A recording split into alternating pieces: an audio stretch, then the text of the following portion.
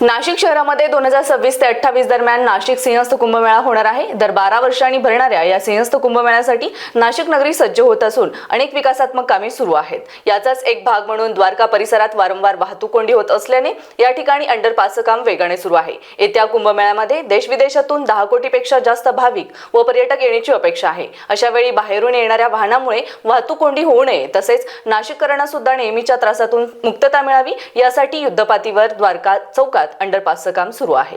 नाशिकमध्ये होणाऱ्या सिंहस्थ कुंभमेळ्याकडे सर्व जगाचं लक्ष लागलं आहे। नाशिक असेही अध्यात्म व सांस्कृतिक केंद्र म्हणून भारतात प्रसिद्ध आहे। दरवर्षी देश विदेशातील लाखो भाविक व पर्यटक नाशिक, त्र्यंबकेश्वर, सप्तशृंगी गड येथे भेट देत असतात। मात्र येत्या सिंहस्थ कुंभमेळ्याच्या पार्श्वभूमीवर यावेळी येणाऱ्या भाविकांची संख्या करोडोंच्या वर जाणार आहे। येणाऱ्या भाविकांना व पर्यटकांना कुठल्याही प्रकारचा त्रास होऊ नये यासाठी राज्य प्रशासन व महानगरपालिका नाशिक भरीव विकासात्मक कामाकडे लक्ष देत आहे। नाशिक येथे होणाऱ्या सिंहस्थ कुंभमेळ्याचे प्रत्येक अपडेट पाहण्यासाठी आजच स्टार महाराष्ट्र न्यूजला लाईक, शेअर, कमेंट व सबस्क्राईब करा। रवी कोट्टेवा, स्टार महाराष्ट्र न्यूज, नाशिक। नवनवीन घडामोडी पाहण्यासाठी स्टार महाराष्ट्र न्यूजला सबस्क्राईब करा आणि ताज्या बातम्यांचे अपडेट मिळवण्यासाठी बेल आयकॉनला प्रेस करा आणि परिपूर्ण बातमीबरोबर रहा, इतरांपेक्षा एक पाऊल पुढे।